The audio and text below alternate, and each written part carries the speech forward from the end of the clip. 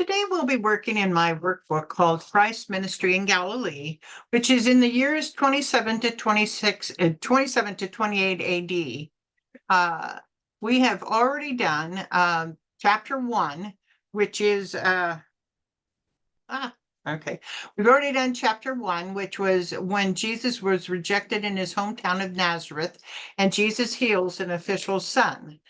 We are now going to do chapter 2, which is lessons 3, 4, and 5, and it's in Capernaum. And so let me turn to chapter 2. Chapter 2, Capernaum. And Jesus calls his first disciples.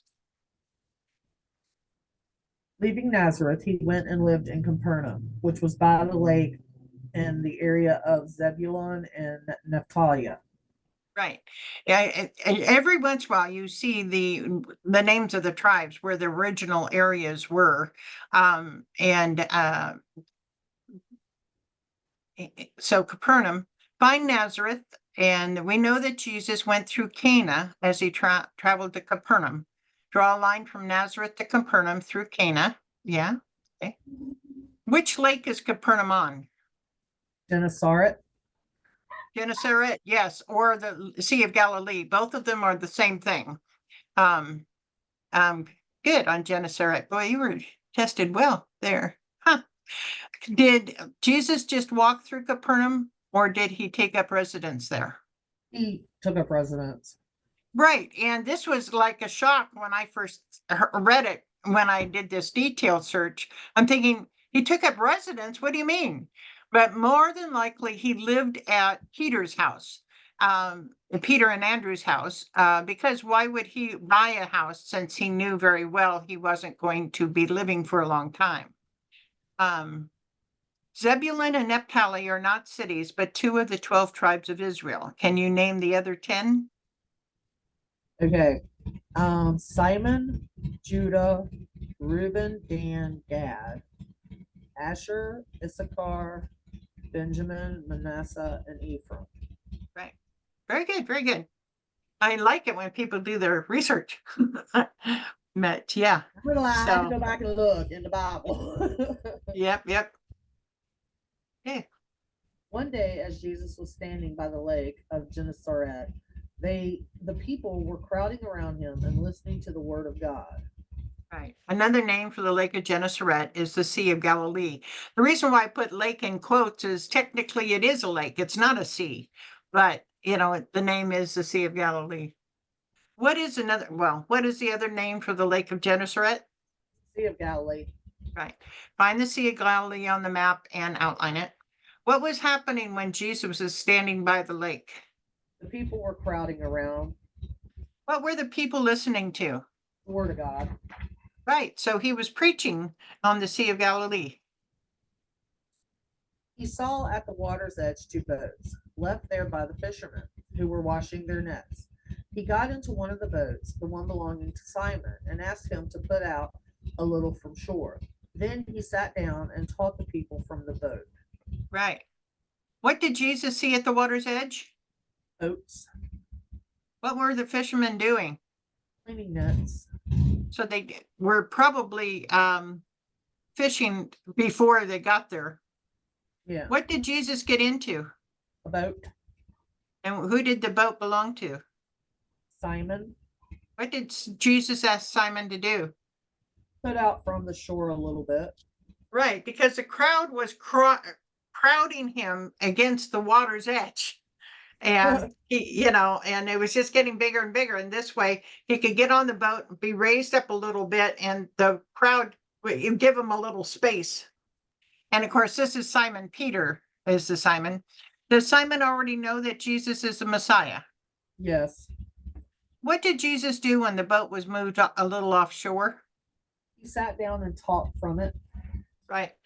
Yes. So Simon and all the crew had recognized him as the Messiah and followed him, but there wasn't a permanent follow me. It was okay. I know who you are. Meanwhile, I'm going to go fishing. These things. There wasn't a calling yet when they first met. When he had finished speaking, he said to Simon, "Put out into deep water and let down the nets for a catch." Simon answered, "Master, we worked hard all night and haven't caught anything. But because you say so, I will let down the nets." I like how the chosen did this. This was the time that Simon had changed his mind about the Messiah in the chosen. And at first, I'm going, well, you're changing the story, but really, we have no idea. They just added information, but it makes more sense, you know, for him to, be resistant and they weren't really with him and, these things until he fully comes to commitment. So it was kind of a cool way of illustrating it. After he finished speaking to the people, what did Jesus say to Simon? To put out to deep water and let down the nets. What did Simon tell Jesus about what happened all the night before? That they worked all night and hadn't caught nothing. Right. And Peter's being polite by saying he's actually going to do it because they've worked all night. They are fishermen. They know the Sea of Galilee. Here comes this person they don't even know. And he's just cleaned his nets and he wants them to put them out again. So Peter, um, probably would have said no, but, he says, well, if you say so, we'll let down the nets. Yeah. After, is Simon willing to follow through with what Jesus requested? Yes. Why do you think Jesus had the fishermen do this? One, to provide two, and two, to show Simon, to hopefully to instill faith in Simon. Right. And I thought the chosen really did a good job here. This was a convincing act for Simon to understand that Jesus truly was the Messiah. And of course, here's the extra little thing. If they are going to be fishers of men and now follow him fully, they are also giving to the father of the sons of Zebedee and the whole other crew enough fish to work with to cover them for a couple of days while they're gone. Just a thought. Um, Mhm.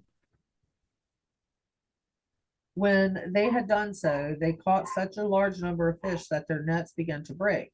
So they signaled their partners in the other boat to come and help them. And they came and filled both boats so full that they began to sink. so we know through more knowledge through the Bible that Peter and Andrew worked together, and James and John, and they were all part of the same team together, um, working on as fishermen. The amount of fish caught caused a problem. What was the problem? The nets were breaking.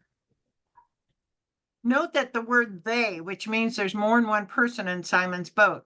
This man's name is not listed, but we can be reasonably sure it's his brother. Who is his brother? Andrew, Who did Simon signal to help? the other boat. How many boats are out fishing? There were technically there was, if you look at it, Simon's boat was the only one at that point out fishing. The other boat, in previous verses, it was at shore. Right. So, um, yeah, so Simon was out getting the fish, but there were boats around there. So we know that there was at least more than one in this little boating fisherman team. But Simon's boat was the one that went out to fish. They filled both boats with the fish, and what was happening to the boats? They were sinking. When Simon Peter saw this, he fell at Jesus's knees and said, "Go away from me, Lord, I am a sinful man." For he and all his companions were astonished at the catch of the fish they had taken, and so were James and John, the sons of Zebedee, Simon's partners. Right. And in the chosen, we see why Peter sees himself as a sinful man. We don't know why here, but they add the fact that he was trying to, in order to get food for his family, he was manipulating the times that he could fish on Sabbath night and stuff. And so that adds credence to this. We don't know why Peter actually said this, though. When Simon saw the amount of fish caught, what did he do? Fell at Jesus's knees. And what did he say to Jesus? Go away from me, Lord. I am a sinful man. Who were the other men in the other boat? James and John. So who were all four of the fishermen that were there? Simon, James, John, and Andrew. Right. Then Jesus said to Simon, "Don't be afraid. From now on, you will fish for people." So they pulled their boats up on shore and left everything and followed him. Right. And Mark 1:20 on below gives us a little more detail. He called them and they left their father Zebedee in the boat with the hired men and followed him. So now we know that other than the four, there was also Zebedee and hired men. So there was actually quite a team of people fishing, but we weren't introduced to all of them. What did Jesus tell Simon? That to not be afraid, that he will now fish for people. Yeah, you'll be a fisher of men.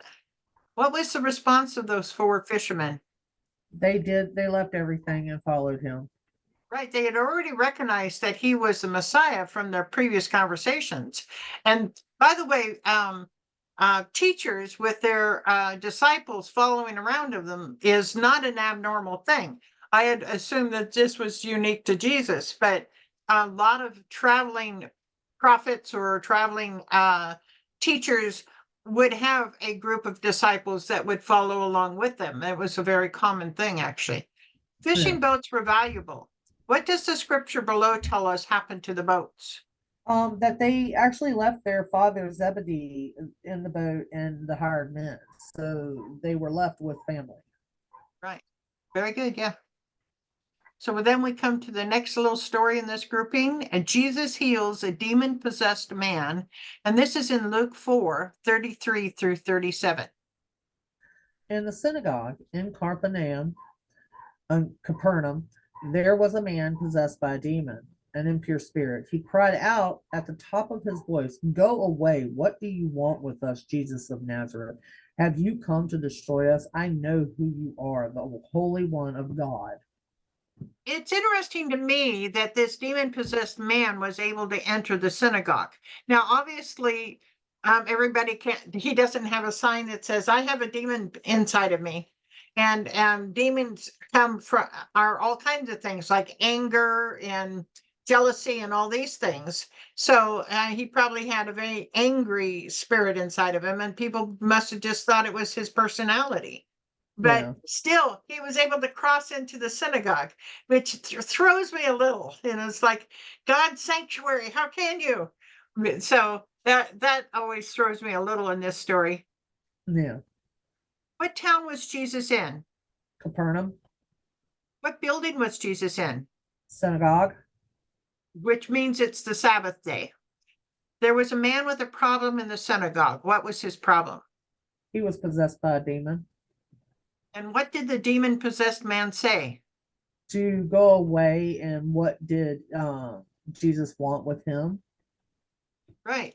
The demon possessed man gave two names to Jesus. What are they? Jesus of Nazareth and the Holy One of God.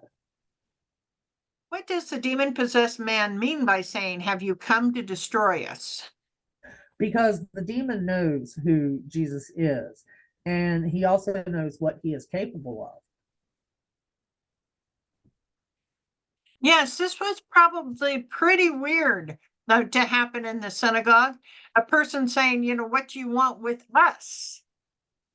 Jesus of Nazareth. So it almost seems like there's probably more than one demon inside the man, too. Yeah, Have you come to destroy us?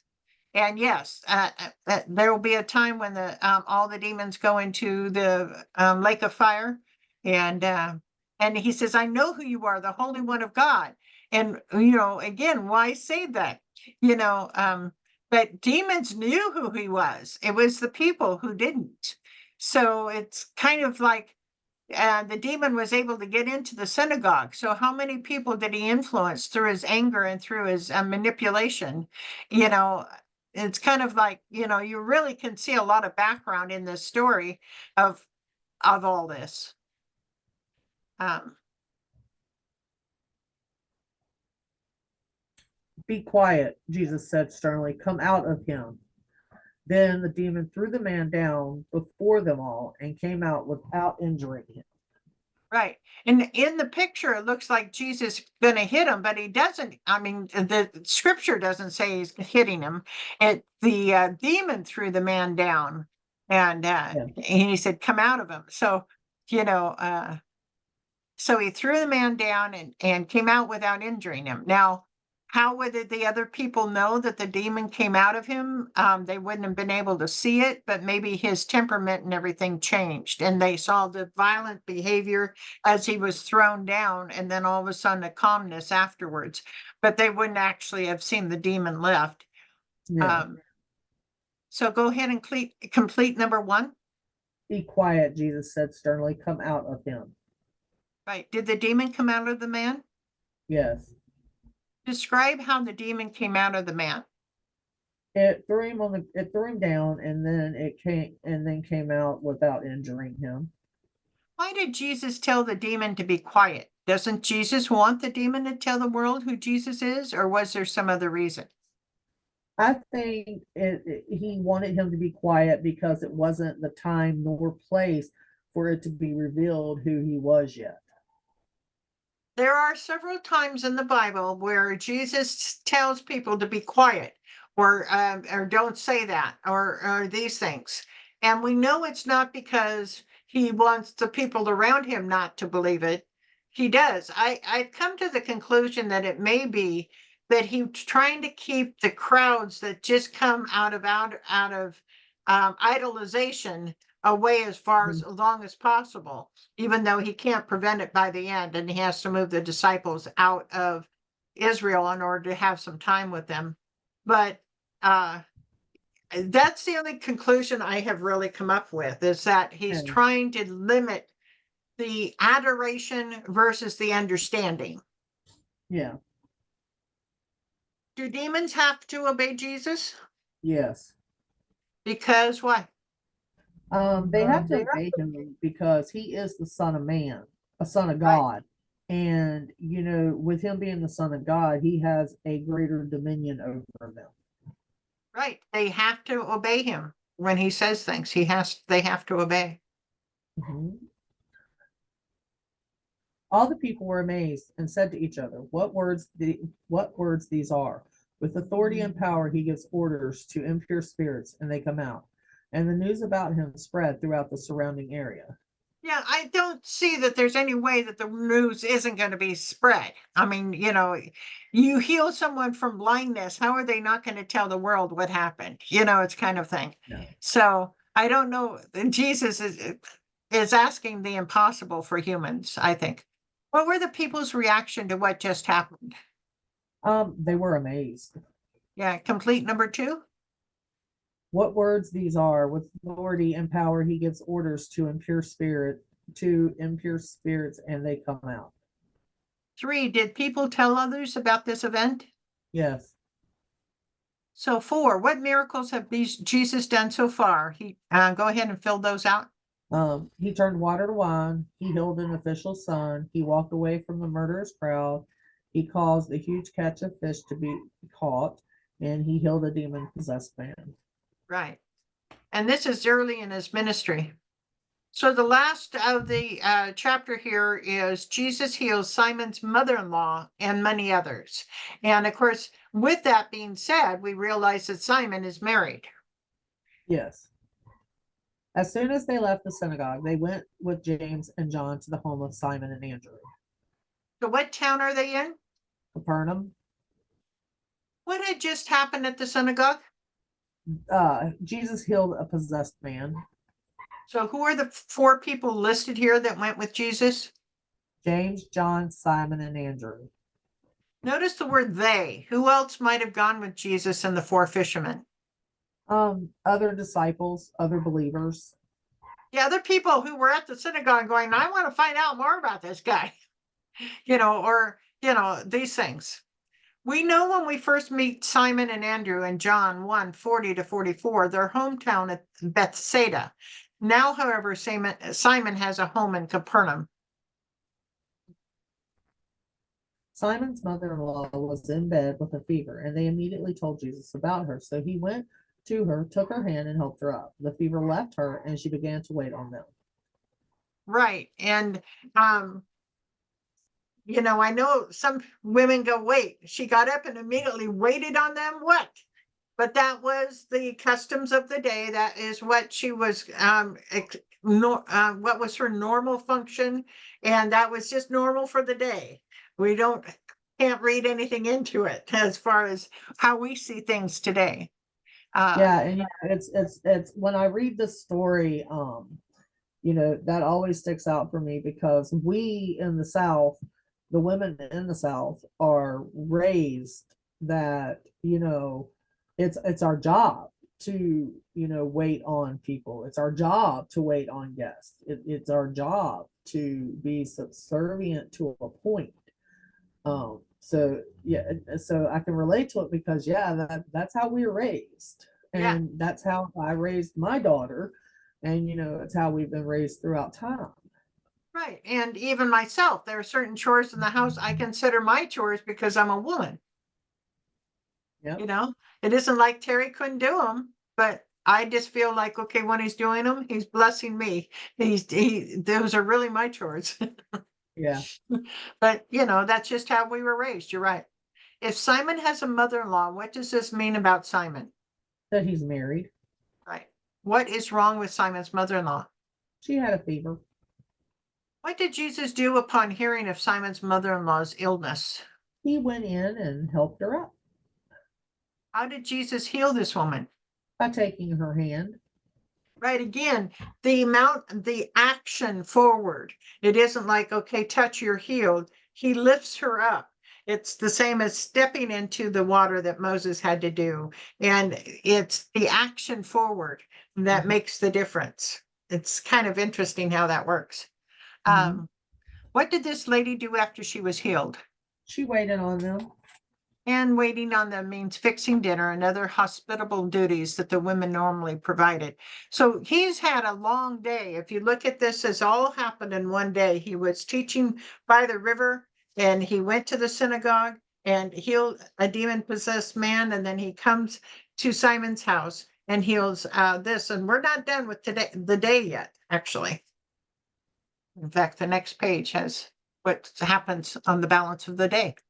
That evening after sunset, the people brought to Jesus all the sick and demon possessed. The whole town gathered at the door, and Jesus healed many who had various diseases. He also drove out many demons, but he would not let the demons speak because they knew who he was. Right. So, and all this probably came from the word that was spread about healing the demon possessed man in the synagogue. Uh, and there were a lot of people that needed healing there during that time. Although, yes, there's more of a focus on it because of the Bible, and we're focused on all these that he's healed. Some say because Jesus was there, because great good was there, great evil is also there trying to fight against the great good. So there might have been more illnesses and fevers and demon possessions than normal, too. Don't know. I look at today's world and I have to say, well, where's the good? But what time of day was it? Uh, it was evening, After sunset. Yeah. What did the people bring to Jesus? sick and demon possessed. Gathered at the door. Door to whose home? Simon's, What would he not let the demons do? let them speak. And again, why? They knew who he was. Yeah, they knew. He didn't, he wanted to somehow, and I don't fully get this, but God and Jesus want us to come through the understanding and not just idolize, which is pretty easy to do when you have someone doing miracles left and right. True. What were all the illnesses he healed that day? The sick, drove out demons, and he also healed others with various illnesses. Right. Okay. So we're through this chapter. Hey, 3 across. Who did the boat belong to? Simon, 5 across. What did Simon's mother-in-law have? fever, 7. What town did Jesus live in? Capernaum, 1 down. What is another name for an impure spirit? demon, And 2 down, what is the name of Simon's brother? Andrew, 4 down, who is the father of James and John? Zebedee, And 6, what vehicle did Jesus see on the lake shore? boat. So let me go ahead and turn this off.